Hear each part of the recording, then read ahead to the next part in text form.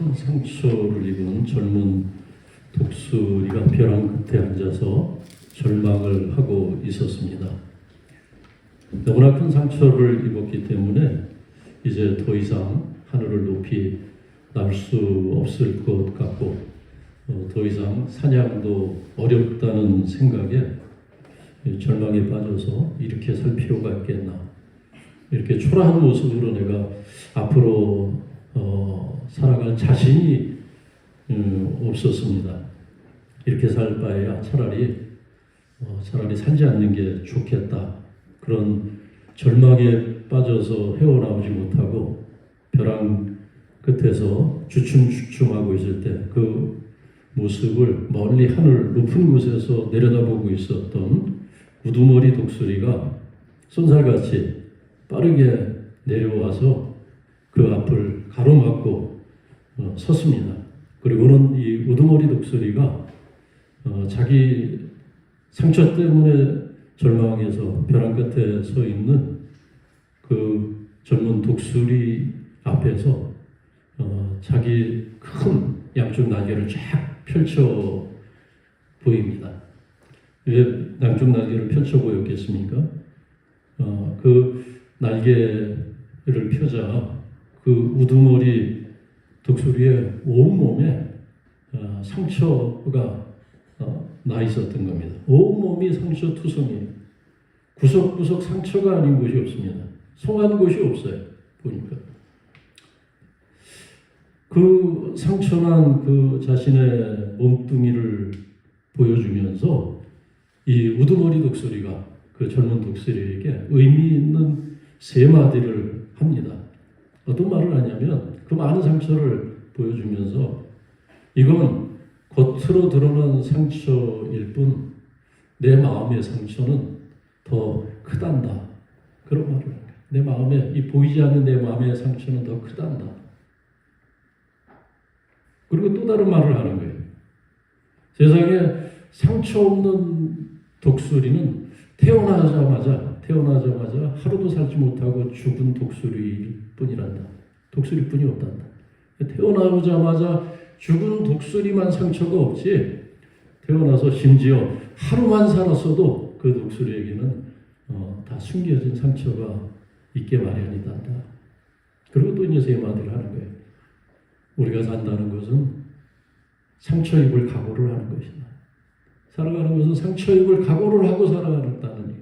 다 말을 안 해서 그렇지, 다 그 날개 속에는 수많은 상처를 끌어안고 때로는 감추고 상처 입지 않은 척 그렇게 살아가고 있다라는 그런 독수리의 이야기. 우리가 사람이 세상을 살아가는, 끊임없이 우리는 상처를 입으면서 때로는 또 상처를 주는 가해자가 되어서 살아가는 인간 세상의 이야기가 아니겠습니까? 어떤 때는 상처를 받고 어떤 때는 나도 모르게 상처를 주고. 근데 이상한 것이 있어요. 이상한 것이 있는데 뭐냐면 상처 입은 사람은 많은데 가만히 살펴보면 상처 준 사람은 없어요. 항상 피해자는 있는데 가해자가 불분명해요. 상처를 받았다면은 상처를 준 사람이 있을 터이고, 그래서 상처 입은 사람 손들어라 하고 그 숫자를 헤아리고 상처 준 사람 손들어라 해서 그 숫자를 헤아리면 어떻게 되겠어요? 그것이 똑같은 숫자가 나와야 논리가 맞는 거죠. 50%. 근데 어찌된 일인지 내가 상처 준 나는 가해자다, 그렇게 여기는 사람은 드물고, 다 상처받았대요. 나는 다 자기 상처만 보고 있는 거예요. 다 자기 상처 때문에 힘들어하고 아파하고 괴로워하는 것, 그것이 보통 우리의 그 모습이라는 거예요. 왜 그럴까? 왜 상처 준 사람은 없는데 상처 받은 사람은 많을까? 가만히 한번 생각을 해봤어요. 말씀을 읽으면서 가만히 생각을 해보니까 여러 가지 이유가 있는데 한 3가지 정도 정리가 됐습니다. 왜 그럴까? 한번 생각을 해요. 첫째는 뭐냐면 상처 주는 사람은 자신이 상처 주는 걸 몰라요. 의도하지 않았기 때문에. 내가 상처를 주겠다 해서 상처 주는 사람은 드물어요. 근데 상처를 입는 사람은 그 사람이 눈치채지 못하는데 상처를 받습니다. 여러분, 요셉이 열심히 양들을 먹이고 풀을 뜯기고 있는 그 형들 앞에서 봄바람에 그 자기 옷이, 자기 입고 있는 그 비싼 채색 옷이 봄바람에 날리면서 형제들이 수고하고 애쓰고 있을 때 거기서 그 일터를 놀이터처럼 여기면서 뛰어다니고 있을 때 요셉이 형들에게 상처 준다는 생각을 했을까요? 했을까요? 못했을까요? 전혀 그런 생각 못했어요. 근데 형제들은 상처받았어요. 왜냐하면 자기들은 입지 못하는 그 비싼 옷을 입고 있었기 때문에. 요셉이 형제들의 일을 다 자기 아버지에게 알렸다고 했는데 요셉이 형제들의 일을 시시콜콜한 일까지 다 아버지에게 알릴 때 요셉은 자기 말이 형제들에게 얼마나 큰 상처를 주는지 조금도 생각하지 못했습니다. 그것을 상처라고, 자기가 자기의 웃음이 형제들에게는 상처가 될 수 있다는 것을 생각할 만큼 요셉의 생각은 깊지를 못했어요. 그만큼 성숙하지를 못했습니다. 자신이 철이 들었다면은 그 정도로 생각할 그런 마음이 있었다면은 채색옷도 입지 않고 입어도 집에서만 입고 형제들 앞에 나타날 때는 그 허름한 옷을 입고 가지 않았겠습니까? 오늘 야곱이 그 아들들에게 그런 말을 하죠. 너희도 알거니와 내 아내가 내게 두 아들을 낳았으나, 내 아내는 누구를 얘기합니까? 라헬을 얘기합니다.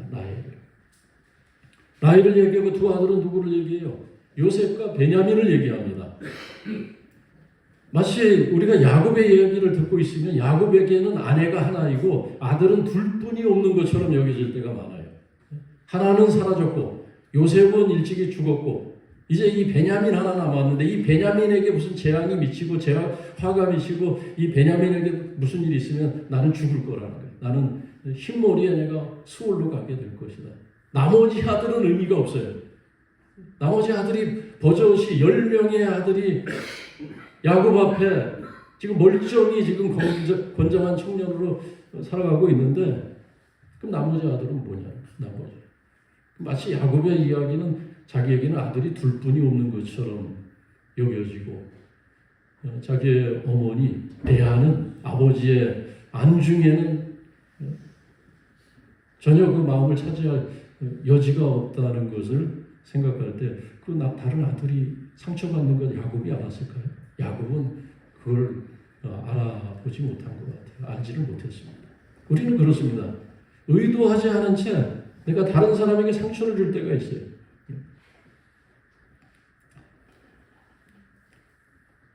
어느 교회에서 목회를 크게 하는 그런 교회에서 후배들을 초청해서 식사를 대접하고 그리고 교제를 했던 적이 있습니다. 교회를 아주 크게 줬어요. 너무나 잘 줬습니다. 큰 교회, 정말 웅장한 본당과 각종 편의시설과 교회 안에는 정원도 있고 또 아주 아늑한 카페가 있는 그런 좋은 시설을 갖춘 그런 교회를 헌당을 하고 나서 그 교회에 이제 초대를 한 겁니다. 후배 목사들, 동문 목사들을 초대를 해서 대접을 하고 그리고 교회를 소개하면서 그 교회 담임 목사님이 그런 얘기를 했어요. 이 교회 200억인가 300억 들었대요. 300억 들었다. 300억. 그런데 그런 말을 해요. 그런데 하나님께서 은혜 주셔서 우리가 은행 대출 빚을 하나도 안 졌다는 거예요. 대단한 거죠. 그러면서 그것을 자랑하려고 한 것은 아닌데 이제 건축 과정을 소개하다 보니까 그런 말까지 나오고 또 성도들이 얼마나 고생을 했겠습니까? 수고를 했겠습니까? 또 그 목사님도 그렇고 그 교회 장로님들도 아마 그 교회 몇 년 지는 동안 아마 허리가 휘청했을 거예요. 많은 수고를 했겠죠. 근데 그것을 알고 있지만은 그럼에도 불구하고 우리는 빚 하나 지지 않았습니다. 그리고 아쉬운 것은 여기 엘리베이터는 있는데 에스컬레이터를 아직 설치하지 못해서 그게 좀 너무나 속상하다는 거예요. 근데 그 자리에는 개척교회 목사들도 있었어요.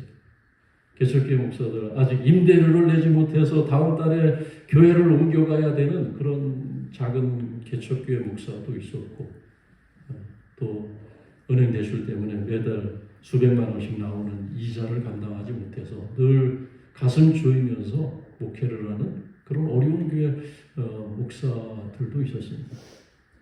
다 참고 듣고 있다가 나올 때 누가 그러더라고요.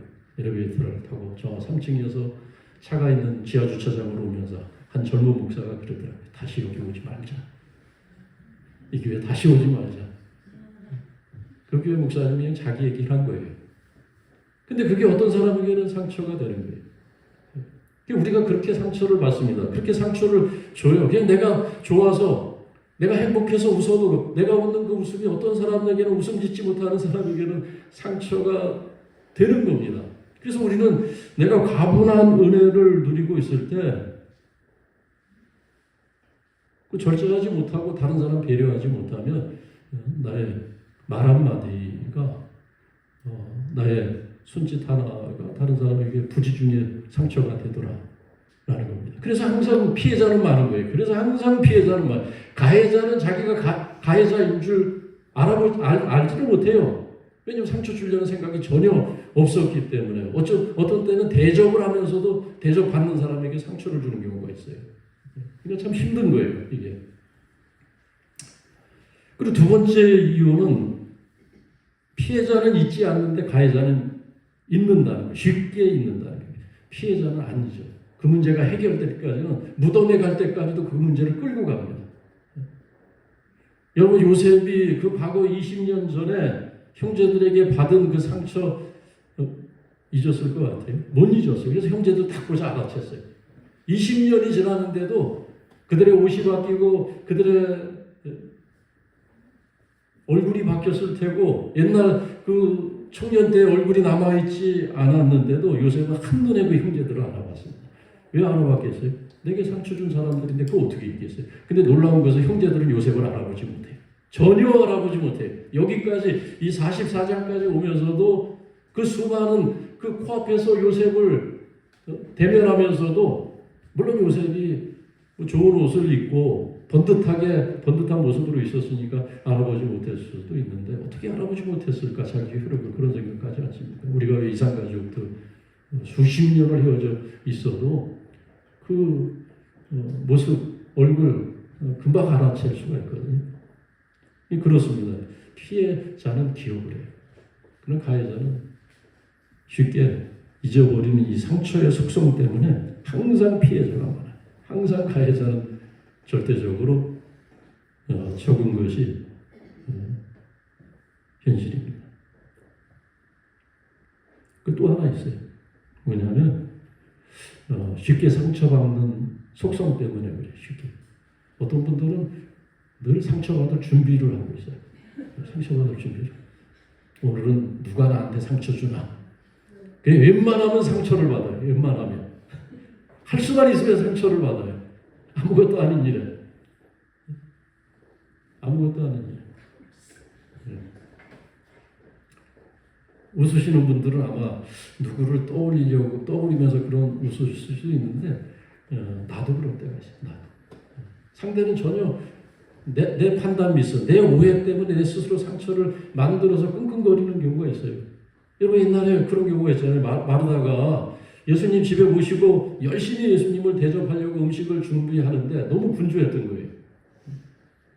근데 자기는 부엌에서 분주하게 음식을 장만하려고 손이 부족한데 그때 동생 마르다는 자기를 돕지 않고 마리아는 자기를 돕지 않고 예수님 발밑에 앉아서 주님의 말씀만 듣고 고상하게 앉아있는 거예요. 손에 물 한 번 묻히지 않고.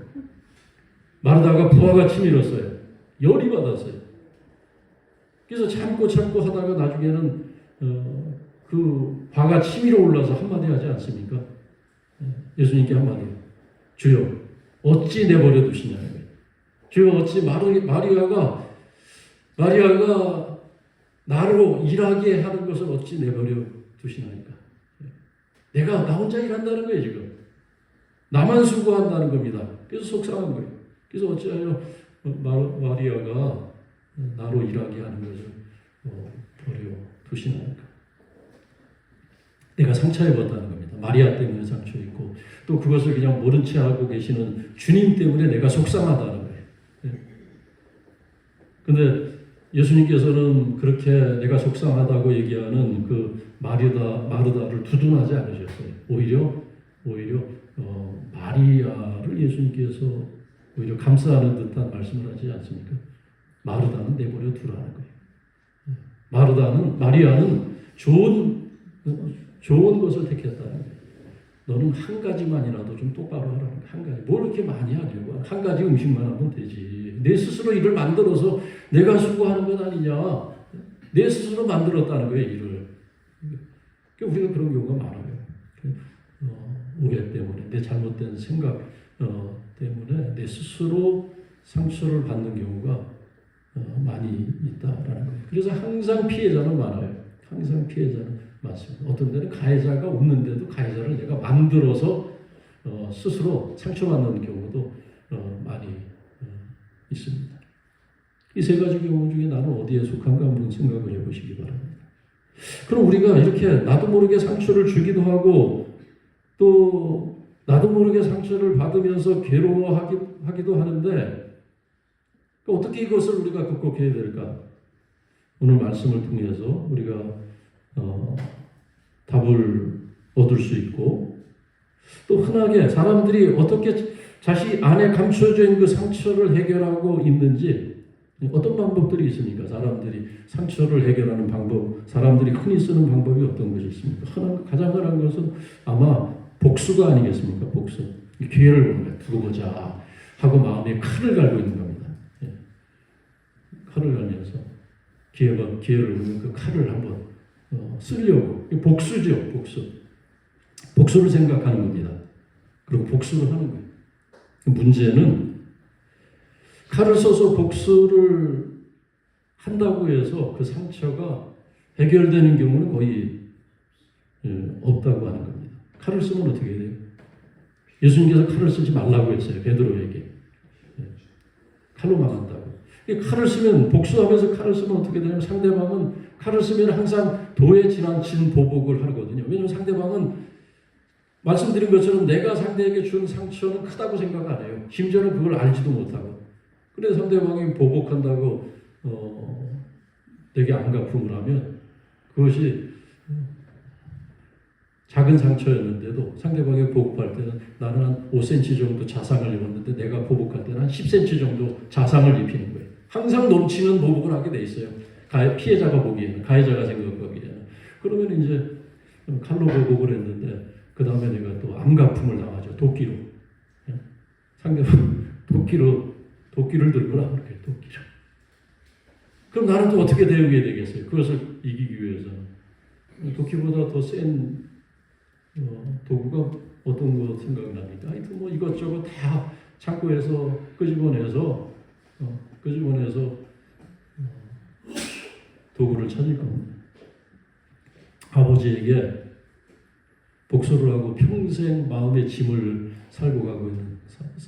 쌓고 있는 남자를 알고 있습니다. 아버지가 폭력적인 아버지였어요. 어렸을 때부터 아버지 사랑을 받아본 적이 없는 청년입니다. 그 아버지는 자기만 구타하는 것이 아니라 아내도 구타하고 폭행하는 그런 무지막지한 그런 아버지였어요. 늘 아버지에 대한 분노, 가시지 않는 분노를 품고 어린 시절을 보내고 그래도 아버지는 나아지지 않았습니다. 나이가 들어도 그 아버지의 성향은 바뀌지 않고 하는 그 모습을 보면서 절망하고 어느 날 그 아버지가 자기 엄마를 때리는 것을 보고 마음에 가득했던 그 분노가 폭발을 하는 겁니다. 화산처럼 그냥 폭발을 했어요. 그래서 그 아버지를 벽에다 밀치고 뺨을 한 대 올려붙였어요. 도저히 참을 수 없어서 아버지의 뺨, 그리고는 다시는 당신 아들 하지 않겠다고, 다시는 당신을 아버지라고 부르지 않겠다고 아버지의 뺨을 때린 거예요. 그런데 그렇다고 마음이 후련한 것이 아니었습니다. 그 아들은 평생 그 기억 속에서 헤어나지 못합니다. 자기가 아버지 때렸다는 것, 자기가 아버지 뺨을 때리고 그 아버지가 뺨을 얻어맞고 아무 말도 못하고 그냥 집을 나가. 그 아버지의 뒷모습을, 그 아버지가 돌아가고 나서도 그 모습이 계속 머리에서 사라지지 않는 거예요. 그래서 오히려 더 큰 아픔을 끌어안고 해결되지 않는, 오히려 자기 폭력을 하겠던 자기 자신에게 자기가 또 상처를 받은 거예요. 그래서 평생 힘들어하는, 교회에서 그것을 신앙 간증하면서 내 안에 이런 그 아픔이 있다는 간증을 하는 걸 들어봤어요. 이 복수는 최선의 방법이 아니라는 겁니다. 둘째는 뭐냐면은 인내하고 그냥 참는 거예요. 인내하고 참는 거. 참는 게 미덕이다 생각하고 꾹꾹 참는 거. 근데 문제는 인내하는 것인가 그게 봐요. 근데 많은 경우에 인내는 내가 보복할 기회를 얻지 못해서 참는 경우가 많아요. 내가 힘이 없기 때문에. 그래서 그건 참는 것이 아니죠. 그건 인내하는 것이 아닙니다. 단지 기회를 얻지 못해서 내가 참는다고 스스로 착각할 뿐입니다. 그러니까 안에 있는 분노와 화는 그대로 남아있죠. 그래서 화병 걸리는 거예요. 그 화가 해결되지 않았기 때문에 꾹꾹 누르기만 하니까 그게 이제 새어나와서 여기저기 몸속으로 그 기운이 퍼지니까 이제 소병 걸리고 또 그 공격성이 다른 사람에게 향한 그 공격성이 자기 자신에게로 향해서 자기를 해치는 그런 경우가 있습니다. 인내 참는 것도 최선이 아니라는 겁니다. 그럼 오늘 요셉과 이 요셉을 둘러싼 사람들이 서로 주고받았던 그 상처에 대해서 그 상처가 풀리는 단서를 우리가 어디서 찾을 수 있나?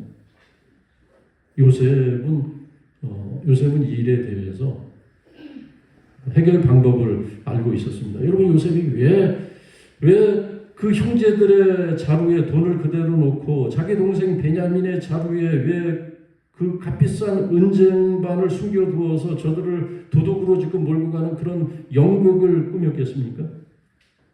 왜 그랬겠어요? 오늘 유다가 그런 얘기를 합니다.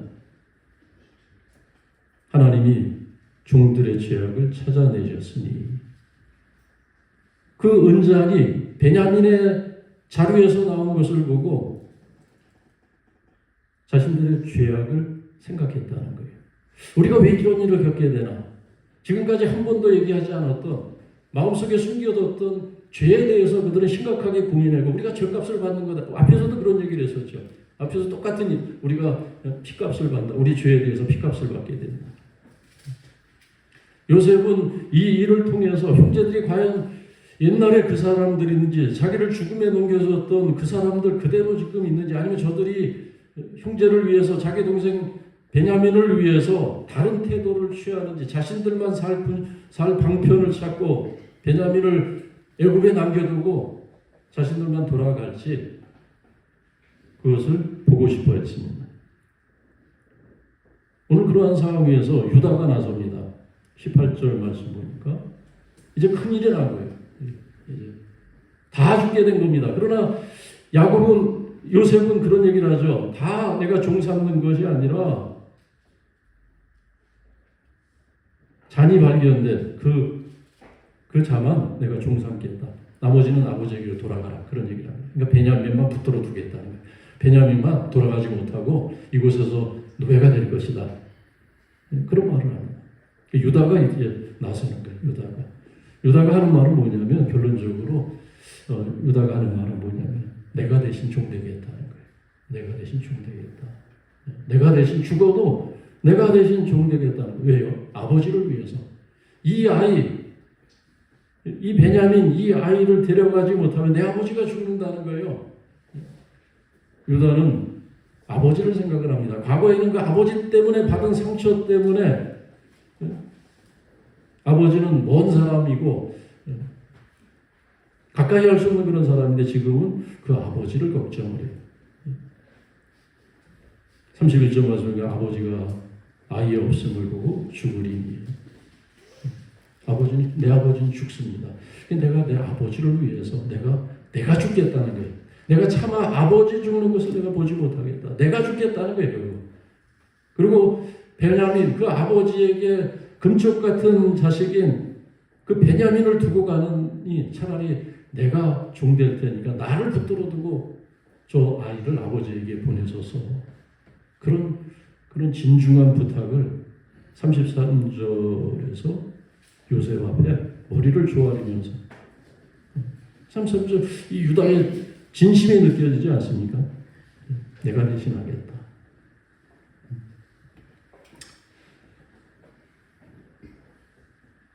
그러니까 종종 살아가면서 내가 문제일 때가 많아요. 내가 십자가를 그래서 내가 십자가를 져야 되고 내가 죽어야 되고 근데 항상 우리는 내가 피해자라고 생각하기 때문에 해결이 안 돼요. 해결이. 요즘 가끔 아내가 그런 얘기할 때 제가 깜짝깜짝 놀래요. 당신 옛날에 이런 말 했다? 저런 말 했다? 전 기억이 하나도 안 나요. 내가 그런 말을 내 인격에 내가 어떻게 그런 말을 했대요. 근데 했대. 했으니까 했겠죠. 근데 저는 전혀 기억이 안 나요. 거짓말이 아니라 그냥 얼버무리기 위해서 숨기는 것이 아니라 저는 정말 그런 말을 내가 그렇게 냉정한 사람이었나? 내가 그렇게 무심한 사람이었나? 아니 아내가 저 뒤에서 혼자 무거운 짐을 혼자 끙끙거리면서 들고 오는데 그걸 모른 체하고 나만 앞에서 그냥 소풍 가듯이 날라날라 룰루루 하면서 휘바람 불면서 내가 앞으로 혼자 갔단 말이야. 뒤에서 아내는 마치 그 말을 들어보니까 제 뒤통수만 보고 쫓아온 것 같아요. 저는 혼자 그냥 내 삶에 취해서 앞에서 말씀드린 것처럼 내 행복이 다른 사람에게는 아픔이 될 수 있고 내 웃음이 다른 사람에게는 상처가 될 수 있고 내 열정이 뒤따라오는 사람들에게는 짐이 될 수 있는 거예요. 근데 그걸 몰라요. 우리가 젊었을 때. 그래서 미안할 때가 많아요. 그런 말을 들으면 내가 참 잘못했구나. 그래서 그런 생각을 해요. 오늘 이 유다가 한 말을 들으면서 이제는 내가 짐을 져야 되겠다. 내가 십자가를 져야 되겠다. 내가 잘해줘야 되겠다. 이제 그런 생각을 해야 되지 않겠어요? 그런 생각을 하고 그렇게 해야 상처 입은 그 누군가가 위로를 얻고 그 상처가 또한 씻겨질 수 있을 겁니다. 여러분 기억하시기 바랍니다. 피해자라고 생각하지 마세요. 그러면 답이 없어요. 내가 가해자라고 생각하고 내가 십자가를 지겠다고 생각을 해야 돼요. 이제는 내가 죽을 차례다. 여러분 유다는 아버지 때문에 상처를 입은 사람이에요. 아버지 때문에. 그 아버지가 다른 아들들 안중에도 없이 오직 요셉만 챙기고 오직 요셉만 바라보고 늘 아버지의 시선은 요셉에게만 가 있던 거예요. 근데 지금은 그 아버지 걱정을 그 아버지 걱정을 합니다. 아버지는 가해자다, 나는 피해자다 그 생각을 뛰어넘었어요. 그럼 지금은 그 머리가 휘어져 이제 살 날이 얼마 남지 않은 그 아버지 혹시라도 죽을까? 베냐민 때문에 그 아버지가 혹시라도 상처를 입고 스스로 무슨 일이라도 벌일까 싶어서 내 아버지가 죽으리이다. 그러니 내가 대신 죽되겠습니다. 저 아이는 제발 보내달라고. 아버지를 위한 선택이, 베냐민을 위한 선택이. 이 유다의 말을 듣고 요셉의 해묵은 마음속에 앙금처럼 남아있던 그 모든 상처가 씻겨지지 않았겠습니까? 그래서 다음 장에서 이제 극적인 화해가 이루어지고 완전한 관계가 회복이 되어지게 됩니다. 여러분 우리 모두는 내가 생각하는 것보다 내가 훨씬 더 나쁜 사람일 수 있다는 걸 기억을 하시기 바랍니다. 나는 내가 생각하는 것보다 훨씬 안 좋은 사람일 수가 있어요. 왜? 내가 모르는 사람이 수많은 사람에게 상처를 줬기 때문에. 내가 모르는 사이에 가장 가까운 내 아내에게, 내 남편에게 상처를 주고 또 내 자녀들에게 상처를 주고 살아온 것을 모를 만큼 우리는 나쁜 사람들이에요. 근데 내가 마치 교회 성도가 되고 내가 교회 권사가 되고 집사가 되고 목사가 되고 그럼 나는 좋은 사람처럼 고상한 사람처럼 착각을 할 수 있거든요. 그래서 이번 한 주 우리가 말씀을 기억하면서 나는 이제 내가 죽어야 되는, 내가 십자가를 져야 되는 아주 나쁜 사람이다. 그렇게 아닌 것 같습니까? 그렇게 생각하시기 바랍니다. 그래야 답이 있어요. 그래야 답이 있습니다. 그래야 하나님의 은혜가 우리 가운데서 회복이 될 줄로 믿습니다. 기도하겠습니다. 살아계신 하나님 아버지, 상처를 주고받으며 살아가는 연약한 인생을 불쌍히 여겨 주옵소서. 내가 입은 상처만 생각한 채 내가 가해자였음을 잊고 살아갈 때 깨닫게 하여 주옵소서. 내가 입은 상처를 생각할 때 주님께서 입으신 십자가의 상처를 기억하며 요셉처럼 용서하고 유다처럼 십자가 지는 마음을 갖게 하여 주옵소서. 예수님의 이름으로 기도하옵나이다. 아멘.